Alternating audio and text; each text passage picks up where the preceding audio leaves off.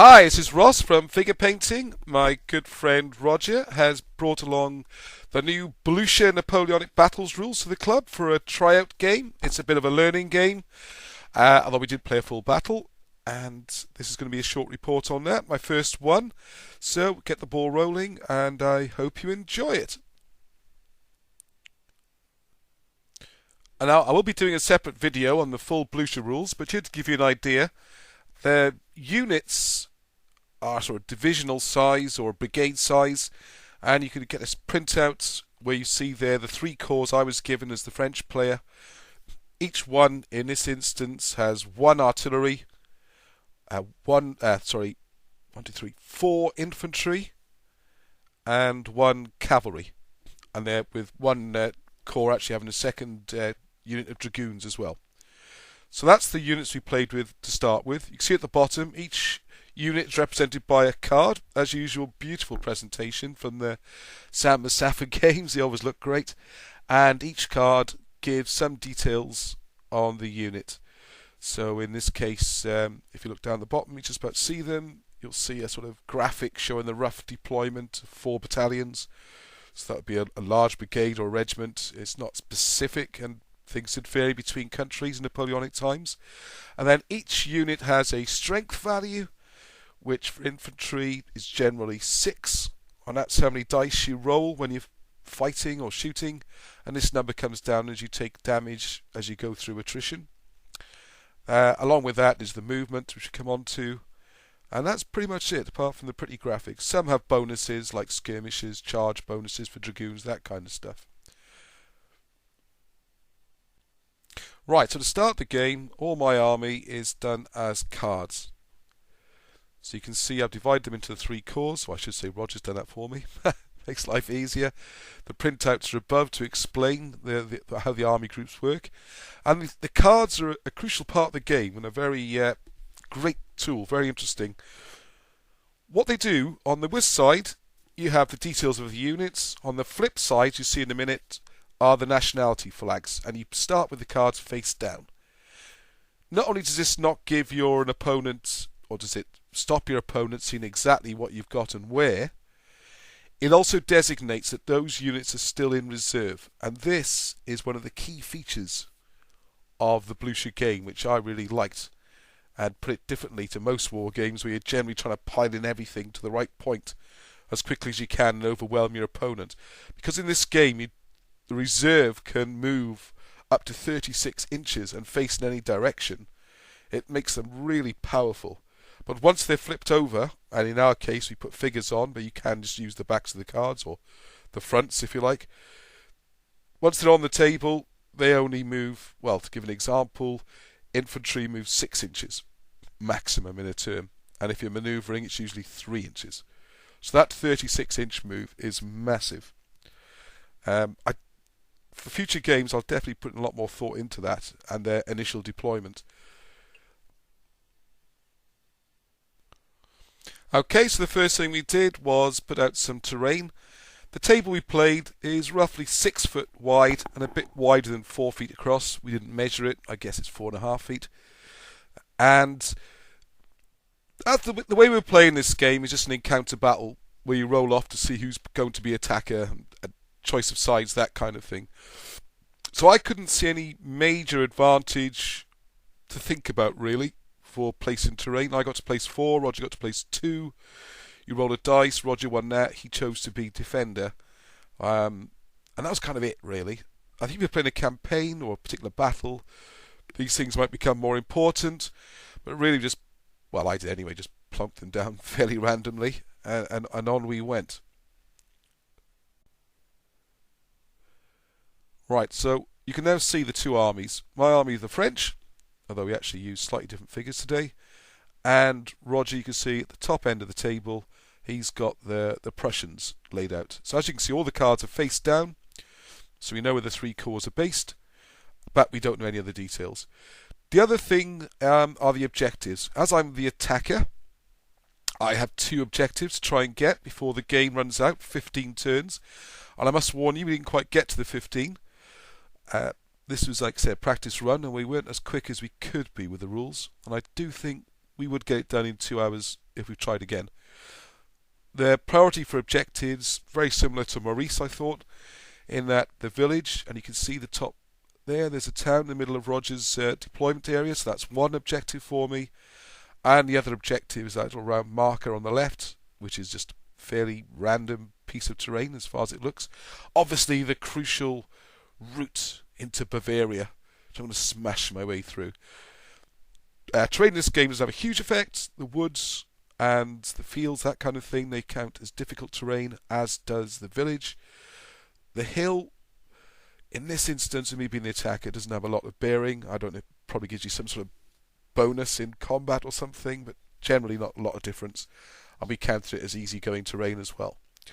So, the first decision you really have to think about, if you're looking at this position, is at what stage and where are you going to commit troops.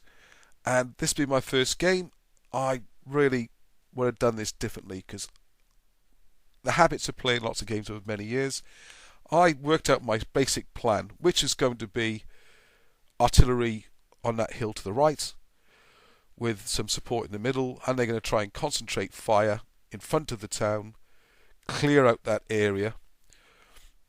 Then I'm going to have a corps sweeping around the right flank, using the wood to cover the advance, try and battle their way through, and pin that corps. Now, where this game, Blucher's interesting, I think, is that in a real battle, as in a real battle, you're trying to draw out opponents' reserves. Because once the reserves are committed, it's very difficult to get to support a position. So whether or not that right flank attack becomes a real attack, or just becomes some way of drawing out his reserves and pinning that part of the army, I will see how the battle goes. I could do a similar thing. With the other thing I'm trying to do then is get the left-hand corps to do a similar job on the left. Obviously, it's more open terrain, more open flanks to be careful of, although I can anchor on that field and try and draw out as much as I can to the left.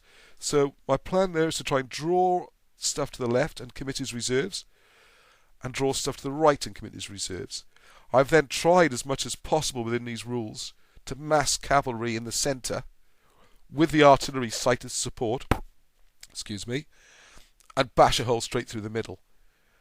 The idea then being the sort of classic Napoleonic internal lines to divide the army into two. All pile in on one side, destroy it, then all pile in on the other side and destroy it. Roger has made this difficult because there's not a gap at all between his corps at the moment. So I need to start dragging them to the left and the right to create this gap in the middle for me to punch through. If his reserve is already committed to either side, then that hole can go straight through. If not, that reserve will be committed to the centre and it'll become a bit of an arm wrestle. So that's how I'm thinking about it. And the first big error, of course, is in turn one. I could have used the reserve march move to immediately plonk that right-hand corps straight down there, get the artillery on the hill, or mass the artillery, and even start my left hook as well. But there we go, I didn't do that. As it turned out, it wasn't such a problem because it did draw Roger forward a bit. Now, one thing... So here we go, so second turn. So as you can see, I've kept one corps in the middle with the cards face down, that's my reserve. And the others are plodding along up to the front, which, in hindsight, like I said, could have been done as a reserve move, and they could have gone a lot further, and I wouldn't have had to bother with fiddling about with the wood and moving through there. I've got a unit trying to get through the town, which is slowed up, and the way I've deployed them on the right means that if they march through the cannons can't fire next turn because they can't shoot over friendly troops, even if on a hill. So it's a real mess. Quick note here on movement. The way it works, you can either pivot on the spot and move straight ahead, i.e. straight ahead, or the direction you've now pivoted to, for 2 base widths, which we called 3 inches each for this game. So that would be a 6-inch move. If you are moving through difficult terrain, like a wood or a town, or you want to move and then pivot, that counts as a complex move, and you only move 3 inches. Doesn't matter how many obstacles or how complicated. It's either a simple move or a complex move. Now, one of the really nice, funky features of this game is that you have a number of command pips to control your troops, which you don't know how much the army your opponent does. So the way we did this, although I think it's the standard way, is that you roll 2 dice. And you can't see it on this picture, you'll see one in a minute. Your opponent rolls the 2 dice and puts it under a cup in our instance. So they have a quick look, and then you start exhausting your points. Now, the general rule is more complicated. Well, not complicated is the wrong word. There's a bit more to it. Generally, you say if units are linked within a base width of each other, they can be picked up as one command, and you pay 1 point for each unit you're activating. So if you've got a core, 6 units, they're all close together, right, I'm going to move this lot, that's 6 points. And you carry on. If you had only rolled, say, 5, or any number of 6 or less, you have now used up all your points, but you don't know it yet, your opponent does. So then you get to your next core, oh, no, that's it, your turn's finished, you can't activate those, and your turn ends. So there's a little bit of skill with that. I mean, my general rule was to risk a small one. You know, the smallest is 2. So if you only move 1 unit, it still counts 2. So any move could exhaust your dice if you've rolled a double 1. So my strategy is very much to use the smaller numbers first, and then big dollops of 6. So as little chance of failing as possible. So in this instance, I picked up the core on the right, activated all 6. Then I picked up the core on the left and activated all 6. So that's 12. So I knew my points were used up. I got to do everything I wanted to do. So you can see there, core on the right, trying to struggle up that hill, the one on the left, get round the woods. And the great thing was the artillery, which you can see 2 across from where my face down cards are, took a pot shot at a hidden card, which counts as a difficult target. So you roll half the dice, which means you only roll 3 dice, because the way artillery works, you start off with 5 dice. Once you've fired a turn, next turn it'll be 4, then 4, then 3, then 3, then 2. Then they're removed from the game. So you can't just blaze away all day. But anyway, I took a pot shot, half dice, 3 dice, rolled 2 6s. And that causes an artillery. As it turned out, the enemy card was artillery. I didn't know that when I chose it. 2 hits, enough to take them off the table. So, first blood to me. Well, hey, just for rolling a couple of 6s. So that helps. The centres start to open up a little bit, which is nice. So there's a sort of a bit more of a close-up. As you can see, the figures are replacing the cards, apart from my reserve, which is still face down. Roger's now starting to deploy his centre core, as you can see. You can see his fingers appearing. And as you can see, he hasn't deployed all the core. And he's probably a bit disappointed he's lost his artillery before they fired a shot. Okay, so now there's a better idea at the end of Roger's turn. As you can see, he's using the reserve move. He was able to sweep as we look. I'll always refer to things as we look. So what I call his left flank is our left, not his. So his left flank has managed to loop out wide, which is what I could have done if I'd used the reserve move. So there you go. This is how you learn. Roger's very gracious, so I could put them back if I wanted to, but I think you don't learn that way. It's best to learn the lesson because you remember every turn if you've done it this way. Right, now the other thing you might notice is the little dice are starting to, the little markers are starting to appear. This is how we've denoted casualties. The block of figures stays the same, whatever their status. So the guns in the middle, they've got little white markers by them. All my 3 artillery have all fired a shot, so they've now got 4 left. Roger took a shot at my cavalry, which I had just poking out round the side of the wood. I got a hit on those with his artillery. Good shooting. So actually this picture, we jumped to the end of my turn, where I've now pushed infantry in front of my cavalry to stop him getting free shots at them. This is the left-hand corps. I've also activated the right-hand corps, which is trying to work their way over the hill without blocking the artillery, and try and do a flanking manoeuvre the long, slow way. And has it happened yet? I think so. I also got lucky again. This time 2 dice and a double 6 and more artillery gone for Roger. 2 artillery units removed. The dice do even out later on, but for now I am rocking along. Now this does make things a lot easier, because suddenly instead of a wall of grape shot through the middle, the gap I was hoping for is starting to open up just a little bit. I'm just trying to tease that gap a bit wider. So here's a bit more of a close-up. As you can see, Roger's moved across the left to react to my attack. But he's keeping his commitment as low as possible, and he's very conscious of keeping his reserve in place for as long as possible, because once he's committed, as I said before, you do lose that opportunity to take the large move and place them where you're in them. The right flank, as I described, they're trying to work their way through. And you have to remember as well that when you're activating, you need to be one base width of someone else. I should also have said, or I'll say it now, that you activate within a core. If you want to activate across cores, you either activate them separately, which has a minimum cost of 2, and there's also more of a gamble. If you think about the way the control pips work, say you want to activate 4 from this core and 2 from the other core. Well, it's okay, I'll do the 4 first and then the 2. But if you've rolled 3 or 4 on the dice, or you've only got 3 or 4 points left after the other things you've done, you move the 4. Right, now I'll move the 2. Uh-oh, no you don't. That's a separate activation. That won't happen now. So probably it's best to do the small stuff first. Because then if you did the 2 and then the 4, if you'd rolled a 5, you get to do both things. Sorry, if you did another example, if you rolled 4, you could move the 2 and then the 4, that would be fine. If you did the 4 first, that would exhaust all your points. So you have to think about this. And it's amazing. It's such a small, simple mechanic.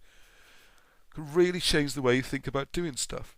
So 3 mechanics to point out here. Limited artillery ammunition. You can't just blaze away every turn. The reserve move is really, really powerful and important, and you want to keep as long as possible without committing a reserve, or revealing the reserve, I should mention. If an enemy gets within 4 base widths, so that's 12 inches now again, and can see a reserve, it's flipped. So one of the things I'm trying to do here is if I can sneak around this flank with a bit of cavalry or something, or get a bit closer, I can reveal that reserve and stop it getting its reserve move. So that's another little factor which comes in just from some simple mechanics. Okay, back to the overview again. Now you'll notice on the top right hand corner, Roger's committed now some, not the corps, but battalions to come around, or brigades, sorry, to match my flanking manoeuvre, which has picked up a bit of speed. The one thing I did manage to do was the artillery corps.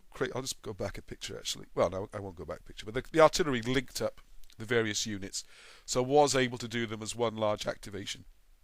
Unfortunately, I've rolled 3 and 4 on my pips. You can see the cup in the top left-hand corner. We're going to get something a bit more elegant next time. Our Blucher mug, something like that. But because I rolled so low, and the core on the right is 6 units, I basically moved. Well, the artillery didn't move, so it's 4 pieces of infantry. So the first thing I did, okay, I'll activate these 4. Moved them, end of turn. Next turn, because I rolled 3, I activate the 4, end of turn. So the right flank has gone crushing in, but nothing else has done anything really. Roger's not been using his pips. He just wants to keep his reserve hidden, and he's quite happy where his defences are. And that's the way it's progressing. Funny thing is that any conscious effort, it's almost a bit like a Waterloo battle here, only I've got the town in the front left corner, which is for the Hougoumont. So this is my Delaune corps in my mind, pushing up on the right side, trying to smash through the Allied ranks and draw out their reserves. Okay, shot from the centre. My reserves still face down. The cavalry has stayed back. Now they hope, if we make this gap in the middle, the cavalry for the face down cards are right next to them, and I could do a joint cavalry charge through the middle once the infantry have opened this up by attacking both flanks. It's kind of a reverse of usual strategy where cavalry goes around the flanks and the infantry through the middle. There you go. I haven't got much cavalry in this game anyway, and I'm not sure they're powerful. Generally, infantry are 6 and cavalry are 4. Right, there's the magic cup, and there's Roger rolling for me to give my number of pips for this turn. Oh, actually handing it back for his turn. You notice on the left, the corps is finally battling its way up through that wood. Their core cavalry is sweeping round to the left. I've noticed that Roger's line doesn't quite extend to the edge of the table. But what he's doing well, he's still holding that reserve in the centre. I'm gradually pulling some of it away to the right, but not to the left. Time pressure's starting to come into it. I guess we're probably about halfway through the turns now, or about 6 turns in perhaps. Artillery's done a bit more damage. Like I said, you can't just keep blazing away. So they're waiting, and Rogers are on hold as well. So a good overview picture of the battle. Top right-hand corner, we'll start there. Now entering the wood where he has one division. They've revealed themselves. They're hiding that wood. And he's got two I don't call them units because it's a bit vague what they are exactly. 2 units, divisions. Let's go with divisions, sounds better, doesn't it? 2 divisions have swept round to the far right as I look to block that flanking manoeuvre. Now the whole time here I'm aware that Roger can swing around using his reserve move to outflank my attack. But the way it works is that when you do a reserve move, you cannot go within 12 inches of the enemy and be seen at any point during that move. So because I managed to push so far forward, if I can get a little bit further forward, that reserve will no longer be able to make it around that flank because I'll be near enough to his deployment zone or the back edge for them not to be able to sneak around. So that's the plan there. Keep putting the pressure on that flank. And also, I've realised on the left that there is an open flank there, which will put pressure on to cover that one as well. And I've got the cavalry now swinging around to the left, and my left-hand corps is now swinging away from the centre. So the aim here is to leave those middle brigades, or divisions, and the central artillery has there high and dry while we push around both flanks. And the reserve waits to crash in the middle once it's been drawn out. So it's very much like Waterloo, because the game there was very much the attacks on Hougoumont and stuff, but to try and suck in the reserves ready for the hammer blow. Right, so this is a better view, or a close-up view of the left-hand side. So as you can see, Rogers more or less matched me. It's 1 corps v 1 corps. My infantry is now starting to almost get to grips. And the artillery on the right-hand side of the wood there is being tempted to take a pot shot just to get him thinking about this flank a bit more and maybe hook him out. So we'll see more about this flank. Interesting. The centre. Right, I played a bit of a gambit here because one of the little rules in this game is that infantry can either be prepared or not prepared. So generally they're not prepared.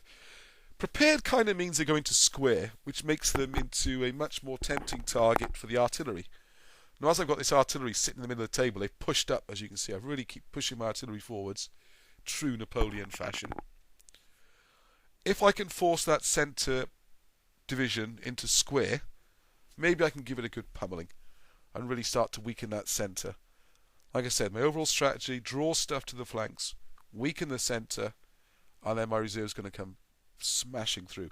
So what I've done here is my cavalry very bravely has just trotted up to the middle to get themselves within charge range of that infantry to see if they form square or not. Let's see what he does. So on the right flank, right, we're starting to get to grips with each other now. The way the rules work is you can shoot only if you don't move.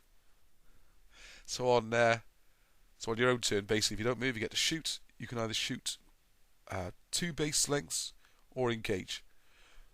There's also a bonus for skirmishes if you're French, and all that is normally if you shoot, you roll 1 dice for each strength point, 6 as a hit. So that's simple. No saving throws, nothing else. Skirmishes, you can get up to 1 bonus hit for rolling 5s.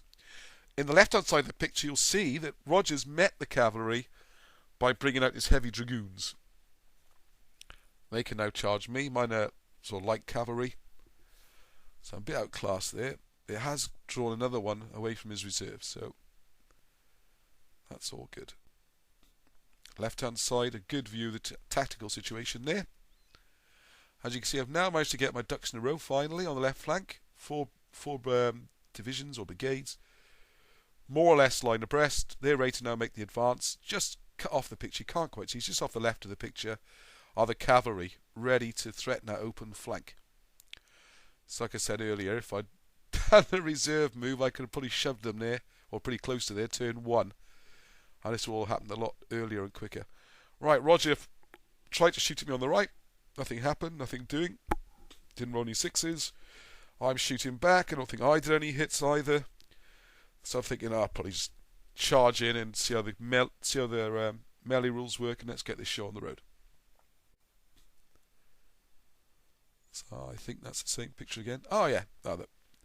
What you notice here is my artillery on the hill can now have a pot shot at that cavalry he's just deployed to protect the flank of his infantry. I wonder if I could have just done a crazy charge anyway. Might have beaten those infantry, and then he could have counter-charged me and beaten my cavalry. It's hard to rout in one turn of melee, as you'll see. The other thing I was hoping my cavalry would threaten is artillery. Anyway, the effect has been that I've got 3 lots of artillery all shooting up his nice, pretty heavy cavalry. On the right, we get to grips with each other. Yeah, so you can see from the yellow markers, in case you're wondering, the way the ammunition works, you start with 5, then 4, then 4, then 3, then 3, then 2. So there's 2 4s. That's all of. So we go with 4, and then we put the yellow marker out, 4 star. So the next one will be 3. That's all that is.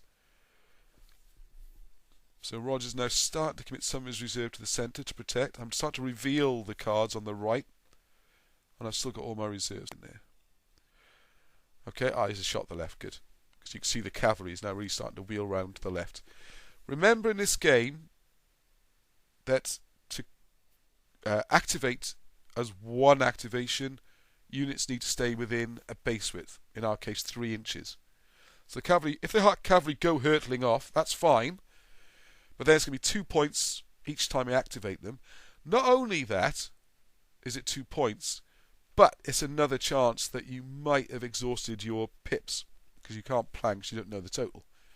So you could be unlucky, roll double 1, activate the cavalry, that's it for the turn. So they haven't gone hurtling off. The infantry's going particularly slow because they've had a wood to get through and that blinking field to get through. But finally, we're starting to put some pressure on the left flank. And also the artillery massing in the centre has done a couple of pings on his heavy cavalry. So starting to make him think a bit now, add a little bit of pressure.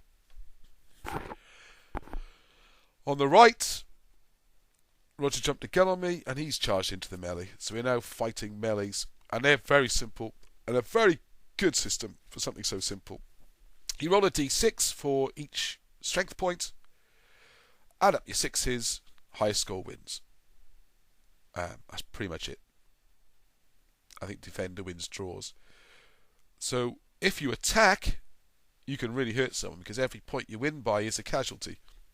So you roll 6 dice, so if you get 2 to 1, roll 12 dice, and you roll, say, 5 6s, it could happen, I suppose. Oh, sorry, I should have mentioned, in a melee, you're hitting a 4, 5, or 6. So you can really rack up some hits. Roll 6 dice, get a bit of luck, as happened in one of the rounds. 4 6s, oh sorry, 4, 5, or 6s. Other person fluffed, you won by 3. A unit only starts with 6 hit points. So whack, that can really hit. Whereas the attacker, if the attacker loses, whatever the margin, they always lose 2. Also, any units involved in a melee always take 1 hit. So win or lose, that is. So it's very much reminds me of the Maurice resolution in those mechanics, and the book looks very similar. And also with Sagi, have a similar thing with fatigue points. But anyway, so we start to get to grips on the right. It's charged in. The dice are rolling. The left finally. Come on, commit that reserve, Roger. Right, so you might be able to tell from this. I've got 1 unit in the centre, got recoiled. Lost that melee. On the right, we're lining up. And I'll give you a bit more detail on the melees in a second. Blazing away in the middle. And my cavalry's sitting there saying, come and have a go if you think you're hard enough. What happened there? Oh yes, worth mentioning. I was thinking of moving my cavalry back out of charge range and artillery range of his heavy cavalry there. But once I activated on the right, it turned out I'd rolled a 3, and that was it for the turn. So the cavalry's going to sit there. What I should have done, of course, is to activate the cavalry first at 2 points. Would have still been less than 3, and then the stuff on the right. And then again, you roll the double 1, and then nothing moves. So quite clever little mechanism. Right, good news. In the wood, won the melee, rolled a bucket load of hits. Roger didn't, pushed them out the wood. So we're now pushing through the wood. So as soon as it's Roger's turn, that reserve by the town is going to be revealed. I've also now got a 3-2 advantage on the right. We won one of the melees there, and the reserves are pushing up. So really starting to put some pressure on the right now. Looks like pushing through there. Great turn of melee for me. Here's an overview, just so you can see the kind of pattern of it. It's quite difficult to tell them apart. I think next time we're using different figures where we've got blue against red. I use my my old Airfix figures and stuff. Not as pretty as Roger's, but they are, well, you know, they're plastic figures. I like them. They're also very bright red and very bright blue, so you can see a lot easier on these pictures. But anyway, you can get an idea. There's 4 units of mine pushing up. The white markers, they're taking casualties. I will take close-ups in future battle reports so you can see the numbers, see how it's coming down. It's a bit of a learning experience. It's my first one. Okay, so on the left-hand side, you can see we are now in musket range, and we're starting to shoot at each other, and my cavalry is now right over the far left. The top left-hand corner, don't worry, they are not Prussians appearing. They are casualties, 2 units down, which gives me a chance to mention the breakpoints in this game. I think it's 20... oh, gosh. It's either 25% or a third of units on the table broken. Oh gosh, I don't have the rules. Roger was teaching me. But anyway, it's either a quarter or more units. Someone could put a comment on destroyed than on the table. The other thing, which is another interesting bonus on this game, is you can also take units off the table voluntarily, just retire them. They don't count as destroyed, but they will reduce the number of units you have on the table. So I actually did this on the right hand side. Not sure if it's just yet. Yes, we're getting towards the end now. I've done this on the right hand side because I had one down to just 2 combat points. It was almost bound to die if it fought anything. It was costing me an activation point every turn. It was just really acting as a link. Right, so we hacked our way through on the right hand side. Something to mention on this. How many pictures I got left? Oh, there are a few. Just going to. There was a really good melee in the right hand side, which is still coming up. Bit of shooting on the left, very ineffective. But now I'm kind of massing ready. Okay, come up to the last couple of turns because the others are close up, so you can see. So I've got a bit of an advantage here because my cavalry on the left-hand side are ready to charge into that flank.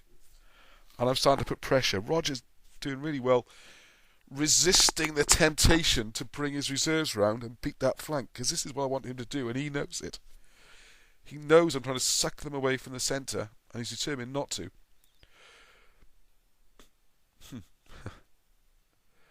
I'm starting to get shooting casualties inflicted on me. So hey, some artillery, taking a few more pot shots just to support this attack, and no luck there. You need 6s, and that's just the way it goes sometimes. Not getting any. Because if I could really pummel that 3rd unit across, then it'd be happy days. Oh yeah, the cavalry in the centre. Forgot to mention the cavalry. Whacked a few hits on them with artillery. They started off with 6 and a charge bonus, would have been 7 dice. With artillery fire over 2 rounds, because Roger didn't get the chance to move them. Managed to knock them all, the enemy cavalry down to 3. And our brave cavalry then charged in. So it was 6 dice. Roger got 4, because the bonus dice of being dragoons. My 6 dice, I think I rolled 1 hit, needing 4 5s or 6s. Roger rolled about 3 out of 4. Lost the melee, bounced off. But it does mean his heavy cavalry is down to their last couple of hits. So he's pushed them to the back. What this means, though, is that if you remember the rules for reserves, you can move up to 12 inches from the nearest enemy. So by pushing those cavalry have been a real pain, because my reserve move couldn't be through the centre because they were in the way. And I had to. So 2 units, bottom right hand corner, are from the reserve that moved up last turn. They just moved up. They didn't use their reserve move. I need to push through the centre. We're getting towards the end of the game. We're going to make it in time or not. This is the question. Okay, unfortunately, it's the last picture, which I'm a bit disappointed about. I mean, I should have taken a picture of the overall to make it easier to talk about the roundup. But I learnt a lot. Like I said, it's introduction battle. I think the next one will be a bit more dynamic. Big thing I learnt was the reserve moves, use them well, and wait. Which gives you the real feel of a Napoleonic battle. You're trying to keep your reserve intact as long as possible. It's really, really crucial in this game. Once you've committed them, you know, infantry moving 3 to 6 inches a turn, it's a long time to get across the table. Once you put them in there, that's kind of it. So you really have to think about that. It makes it have a real Napoleonic feel. I really like that part. The simple mechanics, I really like. The artillery, the idea that artillery gets worse every time it fires, I'm not sure about that. I'd rather just have a limit on the number of turns you can shoot. I don't think the effectiveness has to go down. Because once you're shooting 2 dice, or you're halving it, 1 dice to roll a 6, they become almost irrelevant. I don't know what the melees are like with them, didn't get to that yet. But I would be inclined to let them have their full dice every turn. Once they've fired 5 shots, take them off. Another one which is the idea of infantry preparing. Cavalry and artillery together work great. You know, you get the cavalry near, they form what I would imagine to be squares. You shoot them up with the artillery. Strange thing is, they still get the same number of firing dice or fighting dice if you attack them with infantry. So infantry and artillery together, that's a bonus rather than a big game changer. I would have thought if you get everything to square, it's good targets for artillery squares. I know they're quite small. Anyway, this is how the game plays and it works fine. Overall in the battle there, the left-hand side, I've had to re-record this bit, so I'm not sure how much I covered to get here, but the left-hand side, I went for it just to try and push a hole, force him to commit his reserves, which turns out to be heavy cavalry. He wouldn't reserve move them, he'd have just charged them straight in and probably mashed up my infantry quite badly. But at least I then know where his reserve was. It's a shame I committed my reserve, because there my cavalry could have then got involved, and that could be quite an exciting part of the battle. So hold on to that reserve as long as possible, and make sure you put them where they're going to be useful when you do allocate them. The centre, though, because everything's finally drawing the 2 sides apart, and because his cavalry withdrew after getting a bit of a pummeling, that means the 12-inch zone I can't enter for my reserve moves is now a lot nearer to his town. And you can see here, this whole corps, four divisions or whatever they are of infantry, are massing, ready to storm the village. So it's a shame we didn't have another couple of turns.